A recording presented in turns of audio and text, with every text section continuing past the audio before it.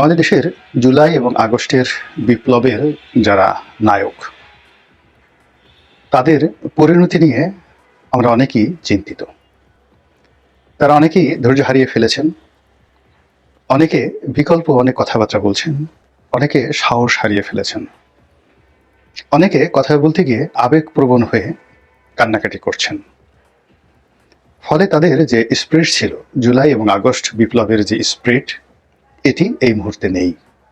এটি হল বাস্তবতা। দ্বিতীয়ত, যখন বিপ্লবটা হয়ে গেল, তো বিপ্লব যখন হলো তখন তাদের অবশ্যই একটা আত্মত্যাগ ছিল। এটিকে আপনি যদি আরবিতে জিহাদে কুলিয়া বলেন, ঠিক ওই পর্যায়ে ছিল। অর্থাৎ তারা যখন রাজপথে ছিলেন তখন তাদের জীবন মরণ সমস্যা ছিল, এবং জীবনের চাইতে মরণ তাদের কাছে ভীতিকর ওই মুহূর্তে মনে হয়নি। যদি মনে হতো তারা এই কাজটি করতে পারতেন না। তারা উপদেষ্টা হবেন, এখন যে বিচার সালিশ করছেন বা যেভাবে গণভবনে যাচ্ছেন, বঙ্গভবনে যাচ্ছেন, দামি দামি গাড়িতে চড়ছেন বা যত দুর্নাম বদনামের শিকার হচ্ছেন, এসব কোনো কিছুই তাদের চিন্তা এবং মনোমস্তিষ্কের মধ্যে ছিল না। তারা শুধুই মাত্র লক্ষ্য অর্জনের জন্য, অর্থাৎ প্রথম দিকে কোটা বিরোধী আন্দোলনে তারা চেয়েছিল যে তাদের ন্যায্য দাবিটা পূর্ণ হোক। পরবর্তীতে সরকার এটি এতটা জটিল এবং কুটিল করে ফেলে, যার কারণে পুরো আন্দোলনটি এক দফার আন্দোলনে পরিণত হয়। যখন এটি নেহাত কোটা বিরোধী আন্দোলন ছিল, তখন রাজনৈতিক দলগুলো নিরাপদ দূরত্বে নিজেদেরকে রেখেছে, যদিও সবারই মন ও সমর্থন ছিল। এই কারণে রাজনৈতিক দলগুলো রেখেছে যে বাস্তবতার নিরিখে রাজনৈতিক দলগুলো ভীত সন্ত্রস্ত হয়ে পড়েছিল, এবং সরকারকে চ্যালেঞ্জ করার মতো জুন জুলাইতে আসলে বাংলাদেশে কোনো রাজনৈতিক দল ছিল না। এই গেল এক। 2 নম্বর হলো যে রাজনৈতিক দলগুলো মনে প্রাণে চেয়েছিল যে এই কোটা বিরোধী আন্দোলনটি সফল হোক।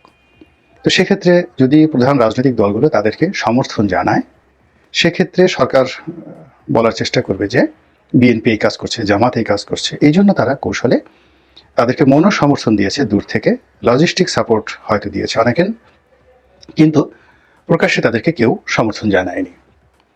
কিন্তু জুলাইয়ের মাঝামাঝি এসে যখন আন্দোলন তীব্র থেকে তীব্রতর হলো, ঠিক সেই সময় বিএনপির পক্ষ থেকে একেবারে প্রকাশ্যে তাদেরকে সমর্থন জানানো হলো। জামাত প্রকাশ্যে সমর্থন জানায়নি, কিন্তু এখন স্পষ্ট যে এই কোটা বিরোধী আন্দোলনের যে নেতাকর্মী, যারা মাস্টার মাইন্ড, তাদের একটা বিরাট অংশ জামাতের রিক্রুট ছিল, এবং জামাত প্রথম থেকে এটি গোপনে তারা এই আন্দোলনকে বেগবান করার জন্য যা কিছু করা দরকার সবই করেছে। কিন্তু প্রকাশ্য যদি কোনো রাজনৈতিক দল সমর্থন দিয়ে থাকে তাদেরকে, তাহলে বিএনপির মতো বড় দল প্রথম প্রকাশ্যে দিয়েছে। এরপর অন্যান্য ছোট রাজনৈতিক দলগুলো তারাও নৈতিকভাবে তাদেরকে সমর্থন দিয়েছে, তাদের পক্ষে ছোট ছোট মিছিল করেছে, সমর্থন জানিয়েছে, এবং আন্দোলন যখন চূড়ান্ত পর্যায়ে গেল তখন অনেকেই গ্রেপ্তার বরণ করেছেন। এবং আগস্টের 1 তারিখে এসে আসলে এখান থেকে কারোরই ফিরে যাওয়ার উপায় ছিল না। বিএনপির মতো বড় বড় দল, জামাতের মতো দল, তারা ভয় পাচ্ছিলেন যে কোনো অবস্থাতে যদি এই আন্দোলন অতীতের শাপলার মতো হয়, অতীতের গণজাগরণ মঞ্চের মতো হয়, ব্যর্থ হয়, এমনকি যারা বিশ্ববিদ্যালয়ের শিক্ষক, সাংবাদিক এই আন্দোলনের সমর্থন জানিয়েছিলেন আগস্ট মাসের 1 তারিখে, তারা সবাই বলতে গেলে মৃত্যু ভয়ে থরথর করে কাঁপছিলেন যে যদি ফেল করে তাহলে তাদেরকেও আর এক দফা জেলে যেতে হবে। এবং বড় বড় রাজনৈতিক দলের মধ্যে বিভেদ ছিল, বিসংবাদ ছিল যে কি দরকার ছিল এই আন্দোলনে জড়ানোর জন্য। কিন্তু আল্লাহর অশেষ রহমত, বিজয়ী হয়েছি আমরা সকলে মিলে। আমরা সকলে মিলে বিজয়ী হয়েছি, কিন্তু বিজয়ী হওয়ার পর যে বিশৃঙ্খলা সাধারণত হয় সেন্ট্রাল কমান্ড না থাকলে, তো এই আন্দোলনের আমরা সফল হয়েছি, বিজয়ী হয়েছি, অভ্যুত্থানে আমরা বিজয়ী হয়েছি, কিন্তু আমাদের কোনো সেন্ট্রাল কমান্ড ছিল না। মহান মুক্তিযুদ্ধে যেভাবে একটা নেতৃত্ব ছিল, রাজনৈতিক নেতৃত্ব ছিল, সামরিক নেতৃত্ব ছিল, বেসামরিক নেতৃত্ব ছিল, অর্থাৎ আমলারা কাজ করেছে, সেন্ট্রাল ব্যাংক কাজ করেছে মুক্তিযুদ্ধে, রেডিও টেলিভিশনের কর্মীরা কাজ করেছে, সেনাবাহিনী কাজ করেছে, পুলিশ করেছে, ইপিআর কাজ করেছে, অর্থাৎ ইস্ট পাকিস্তান রাইফেলস কাজ করেছে, এবং আওয়ামী লীগের নেতৃত্বে সমস্ত রাজনৈতিক দলগুলো কাজ করেছে। ফলে পুরো মুক্তিযুদ্ধের 9টি মাস কেউ কখনো পথহারা হয়নি। যে গভর্নমেন্ট, বিপ্লবী গভর্নমেন্ট ছিল, এবং একটা ঘোষণাপত্র ছিল, বিপ্লবী ঘোষণাপত্র ছিল, বিপ্লবী সরকার ছিল, তার সঙ্গে বিদেশি পরাশক্তিগুলো ছিল, রাশিয়া ছিল, ভারত ছিল। কিন্তু এবারের ঠিক যে যুদ্ধটি এবং এবারে যে বিপ্লবটি বা গণ অভ্যুত্থানটি, এটির ব্যাপকতা বিশাল। এবং এইটা আমাদের অভ্যন্তরীণভাবে আমাদের বাংলাদেশে দ্বিতীয়বার কখনো ঘটবে কিনা জানি না, কিন্তু এই ঘটনাগুলো ঘটে গেছে, যার সঙ্গে বাংলাদেশের 18 কোটি মানুষের যে বিপুল অংশ এখানে আওয়ামী লীগকে তাড়ানোর জন্য সমর্থন দিয়েছে। আমার কাছে মনে হচ্ছে যে সেই 71-এর মুক্তিযুদ্ধের সময় এতটা সেই তুলনা করাটা ঠিক হবে কিনা, জনসমর্থন এককভাবে মুক্তিযোদ্ধাদের পক্ষে ছিল কিনা আমি বলতে পারবো না।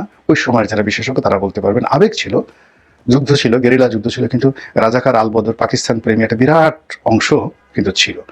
কিন্তু এবার আওয়ামী লীগের যে 35% লোক যদি ধরা হয়, এই 35%-এর মধ্যে 5 to 10% হয়তো আওয়ামী লীগের পক্ষে ছিল, বাকি 90% লোক এই আন্দোলনের, এই অভ্যুত্থানের পক্ষে ছিল।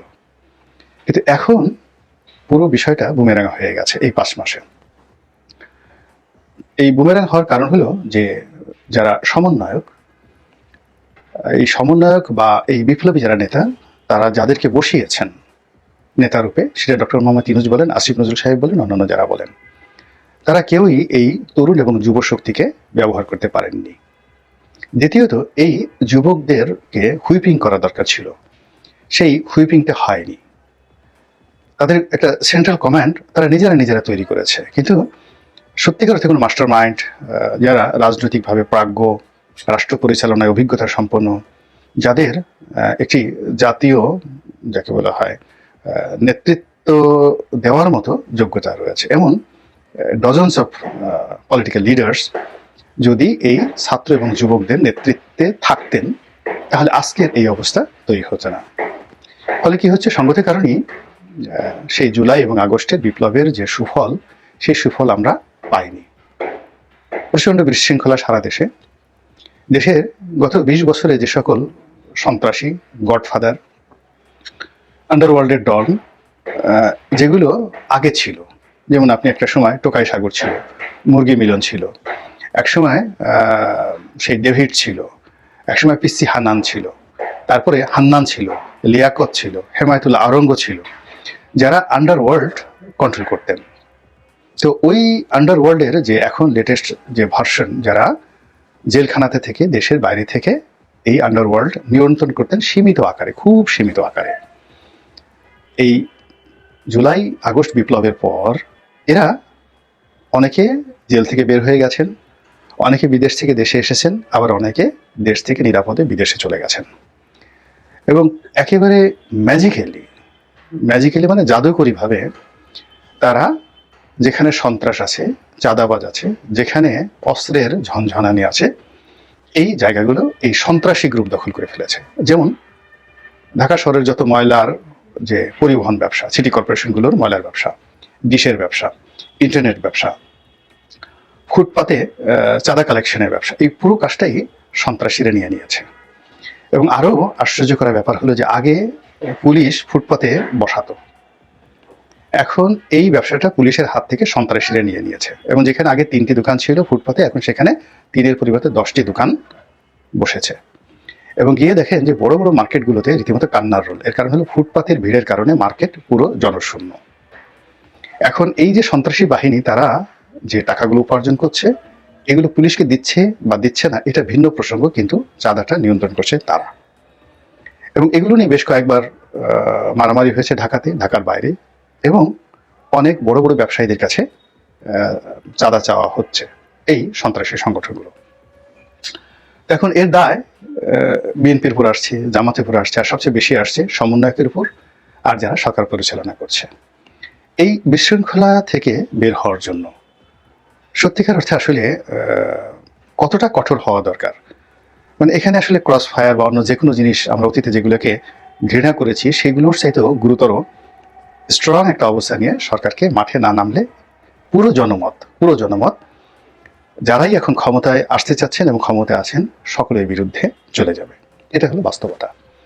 এই জন্য এই 2-3 মাস আগে আমরা যাদেরকে শ্রদ্ধা করে স্মরণ করতাম, তারা এখন অনেকের কাছে তাচ্ছিল্যের বস্তু, এবং তাদের কিনা অনেক সমালোচনা হয়। তো সেই অর্থে বিপ্লবের যে পরিচিত প্রায় 30-40টি মুখ, তার মধ্যে আরও যদি এই 30-40 জনের মধ্যে যদি আপনি আরও একটু উপরে উঠান, ধরুন আরও 20-25টি মুখ। এই 20-25টি মুখ এখন বলতে গেলে আমাদের কাছে তুচ্ছ তাচ্ছিল্যের বিষয় হয়ে পড়েছে, এবং তাদেরকে যারা ভালোবাসেন তারা অনেকেই তাদের ভবিষ্যৎ নিয়ে চিন্তিত হয়ে পড়েছেন। এখন তাদের ভবিষ্যৎ কি? তারা কি ছাত্র সংগঠন থেকে মূল রাজনৈতিক সংগঠন করার যে কথা আমরা শুনছি, তারা সেখানে সফল হবেন? তারা কি ভবিষ্যতে সরকার গঠন করতে পারবেন, বিপ্লবী সরকার? অথবা যদি নির্বাচন হয় তাহলে বিএনপি কি তাদেরকে মেনে নেবে, পুনর্বাসিত করবে? অথবা যে কথাগুলো শোনা যাচ্ছে তাদের সম্পর্কে, আল্লাহ মাফ করুক, তো তারা কোথায় যাবেন, কি করবেন, এই বিষয়গুলো নিয়ে আলোচনা হচ্ছে। এখন এই যে যারা বিপ্লব করেছেন, ইতিমধ্যে তাদের অনেকের কথাবার্তা আমরা শুনেছি, তাদের মধ্যে যথেষ্ট প্রজ্ঞা আছে, মেধা আছে, যোগ্যতা আছে, এবং এই অল্প সময়ের মধ্যে তারা অনেক কিছু তারা শিখে ফেলেছেন। দ্বিতীয়ত তাদের যে তিনজন উপদেষ্টা রূপে এখানে অংশগ্রহণ করেছেন, মূলত সফলতা ব্যর্থতা পরের ব্যাপার, কিন্তু তাদের অর্থনৈতিক দুর্নীতির খবর এখনো পর্যন্ত আসেনি, বা তাদের পিএস এপিএস থেকে শুরু করে কেউ এইভাবে দুর্নীতি করেননি, এটা সত্য কথা। কিন্তু রাজনৈতিক যে নেতৃত্ব, তারা তো দুর্নীতিতে অভ্যস্ত, তো তারা ভবিষ্যতে এসে এই যে 3-4 জন যারা দুর্নীতি করেননি বা যারা বাইরে সমন্বয়ক হিসেবে রয়েছেন, তাদের সম্পর্কে আমরা অনেক গুজব শুনি, কিন্তু সত্যিকার অর্থে হাতে কলমে তারা গাড়ি করেছেন, বাড়ি করেছেন, অমুকের কাছ থেকে টাকা নিয়েছেন, পয়সা নিয়েছেন, এইগুলো এখনো পর্যন্ত হাতে কলমে কিন্তু প্রমাণিত হয়নি, এবং এটাই হয়ে যাবে আগামী দিনে সবচেয়ে বড় সমস্যা। তো কাজেই প্ল্যান এ এখন হলো তারা যে রাজনৈতিক দল করবে সেটি যদি ফেল করে তাহলে তাদেরকে প্ল্যান বিতে যেতে হবে, আর যদি ফেল করার পরে তাদেরকে ভাগতে হয় তাহলে তাদেরকে প্ল্যান সি রাখতে হবে। তো এখন প্ল্যান এ বি সি যাই হোক না কেন, পুরো পরিস্থিতি এখন এরকম একটা জটিল আবর্তের মধ্যে ঘুরছে, যেদিকে যান না কেন সবাই আমরা ক্ষতির মধ্যে পড়ে গিয়েছি। মহান আল্লাহ আমাদের সবাইকে হেদায়েত দান করুন এবং হেফাজত করুন। আসসালামু আলাইকুম ওয়া রাহমাতুল্লাহি ওয়া বারাকাতুহু।